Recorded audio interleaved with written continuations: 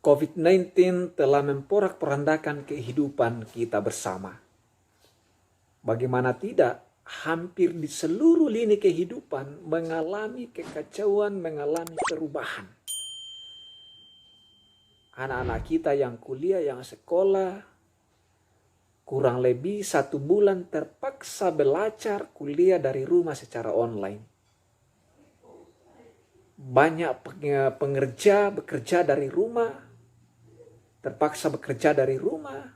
Banyak tenaga kerja yang terpaksa diberhentikan, di PHK, pabrik-pabrik ditutup, sarana transportasi dihentikan, dan berbagai hal lainnya. Bahkan ritual-ritual keagamaan, sholat berjemaah, ibadah-ibadah hari Minggu, terpaksa dilaksanakan dari rumah. Pemerintah kemudian menerapkan berbagai aturan untuk memutus mata rantai akibat dari pandemi COVID-19. Mulai dari physical distancing, social distancing, PSBB, dan bahkan lockdown di berbagai tempat, wilayah. Sekali lagi ini memberi pesan bahwa betapa pandemi COVID-19 merongrong dan memporak-porandakan kehidupan kita. Dalam situasi ini, siap atau tidak siap, senang atau tidak senang, suka atau tidak suka, perubahan telah terjadi, kekacauan telah terjadi. Bahkan banyak yang mengalami kepanikan menghadapi dan menerima perubahan-perubahan. Tentunya bagi sebagian kita sulit, ya, berat tentunya, pahit pasti. Tetapi sekali lagi bahwa perubahan, kekacauan akibat dari pandemi COVID-19 telah menjadi realita kehidupan kita, bahkan boleh dikata menjadi warna mewarnai perjalanan kehidupan kita di tahun 2020 ini. Pertanyaannya adalah apa yang harus kita lakukan dalam situasi yang sulit. Banyak perubahannya terjadi secara mendadak yang mungkin kita secara spontan tidak siap untuk menerimanya. Sebagai anak-anak Tuhan,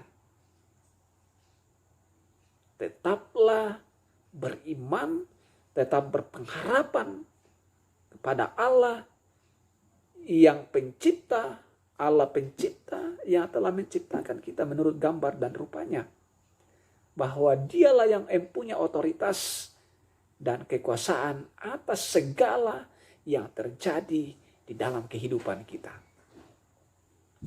Rasul Paulus pernah menasihatkan jemaat yang ada di Filipi yang sementara berada dalam tekanan Kekaisaran Romawi dan berbagai pergumulan kehidupan jemaat lainnya sebagai orang-orang yang baru mengikut Tuhan Yesus, percaya kepada Tuhan Yesus, berbagai tantangan, penderitaan, penganiayaan dialami. Rasul Paulus hadir memberikan nasihat kepada mereka. Dalam Filipi pasal 4 ayat 4 dan 6, Paulus berkata, firman Tuhan berkata, bersukacitalah senantiasa di dalam Tuhan. Sekali lagi kukatakan, bersukacitalah. Hendaklah kebaikanmu diketahui semua orang. Tuhan sudah dekat. Janganlah hendaknya kamu khawatir tentang apapun juga. Tetapi nyatakanlah segala keinginanmu kepada Allah di dalam doa, permohonan, dan ucapan syukur. Hal yang harus kita lakukan dalam kondisi yang amat sangat menekan kita adalah berdoa kepada Allah. Menyampaikan permohonan-permohonan kita kepada Tuhan. Dan tetap bersyukur atas segala yang diizinkan, yang diperkenankan Allah bagi kita. Dan itu juga menjadi kesempatan bagi kita untuk menyatakan pertobatan. Kesempatan bagi kita untuk mengevaluasi spiritualitas kita, keimanan kita. apakah saya, saudara, masih tetap mengandalkan Tuhan atau tidak? Yang kedua, sebagai anak-anak bangsa yang baik, tentunya kita harus bersama-sama taat dan patuh pada wakil-wakil Allah di dunia ini, yaitu pemerintah. Taat terhadap perintah pemerintah, patuh terhadap himbauan pemerintah untuk menghadapi situasi yang tengah dialami oleh bangsa negara kita. Menurut laporan secara dari internet, pada hari ini tanggal 28 April 2020, jumlah korban COVID-19 mencapai 1 juta di dunia. Di Indonesia sendiri ada 9.096 kasus, yang sementara dirawat di rumah sakit 7.180, meninggal dunia 765, dan sembuh 1.151.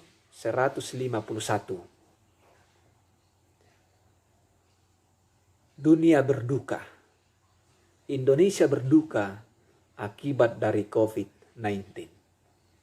Sebagai anak bangsa yang baik, kita bersama-sama mendoakan keluarga dari para korban yang meninggal dunia akibat COVID-19. Kita terus mendukung dalam doa pasien yang masih dirawat, dan kita bersyukur bersama dengan pasien yang sudah sembuh. Dan bagi kita yang masih sehat, yang tidak terpapar, mari kita terus menjaga kesehatan dengan baik. Kita menjaga diri dengan baik, menjaga keluarga. Jangan menjadikan kehidupan kita sebagai sumber malapetaka karena ketidaktaatan kita pada satu komando, yaitu himbauan pemerintah. Percayalah bahwa kalau ini adalah ujian, tentunya Tuhan tidak akan menguji kita melampaui kekuatan yang Tuhan berikan bagi kita. Dan kalau ini cobaan dari iblis, percayalah bahwa segala perkara dapat kutanggung di dalam Dia, karena Dia, Tuhan, memberikan kekuatan melampaui kekuatan cobaan sang iblis. Mari terus berpikir positif dengan iman yang sungguh mengandalkan Tuhan, patuh pada satu komando, himbauan pemerintah, dan kita tetap berada di rumah.